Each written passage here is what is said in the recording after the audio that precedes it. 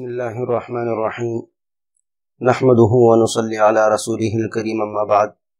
اعوذ باللہ من الشیطان الرجیم بسم اللہ الرحمن الرحیم شہر رمضان الذي انزل فیہ القرآن هدى للناس وبینات من الهدى والفرقان وقال النبی صلی اللہ علیہ وسلم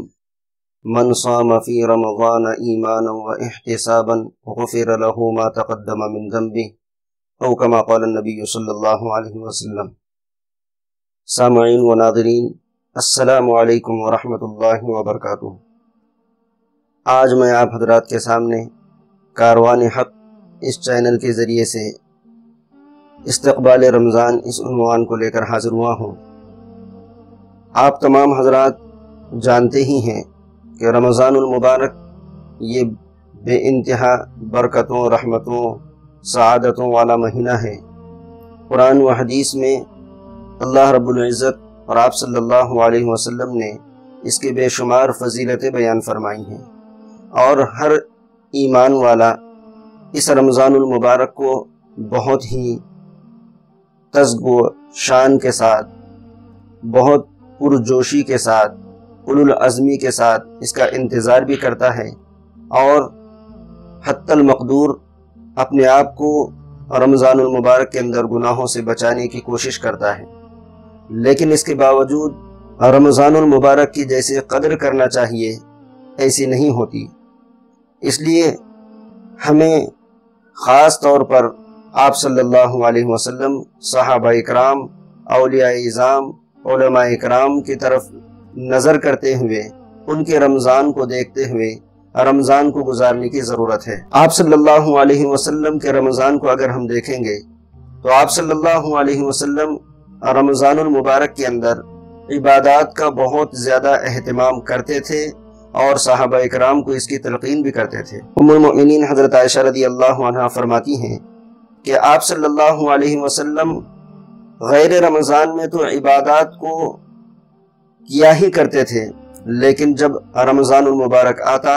تو آپ صلی اللہ علیہ وسلم اور بھی عبادات کے اندر، صدقہ خیرات کے اندر، نمازوں کے اندر، قرآن مجید کی تلاوت کے اندر اور بھلائی کے سارے کاموں کے اندر منہمک ہو جاتے تھے، حتیٰ کہ آپ صلی اللہ علیہ وسلم رمضان المبارک کے اندر اعتکاف فرمایا کرتے تھے، جس میں بندوں سے بالکلیہ طور پر خلاصی یا دوری اختیار کرتے تھے۔ اس سے اندازہ ہوتا ہے کہ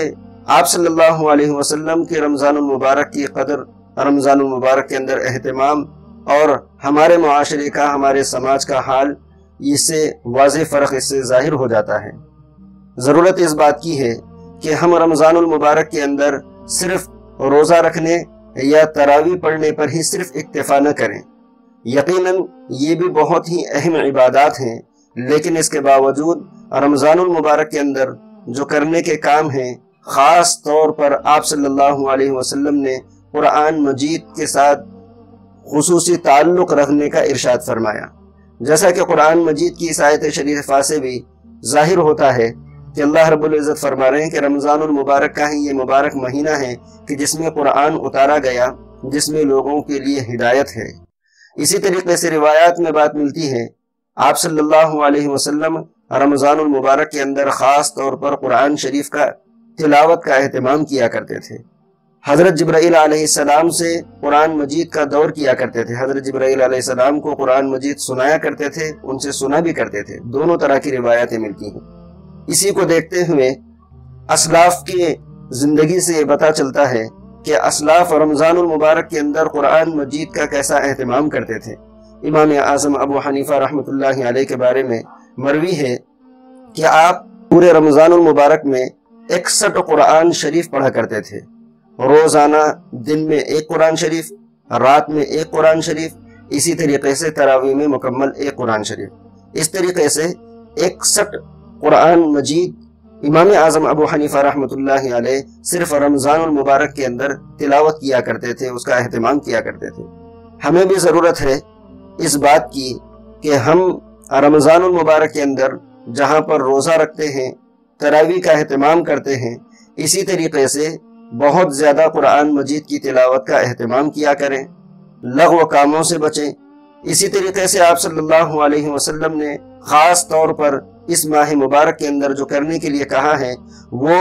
لا الہ الا اللہ کی کثرت اور دعاؤں کا اہتمام،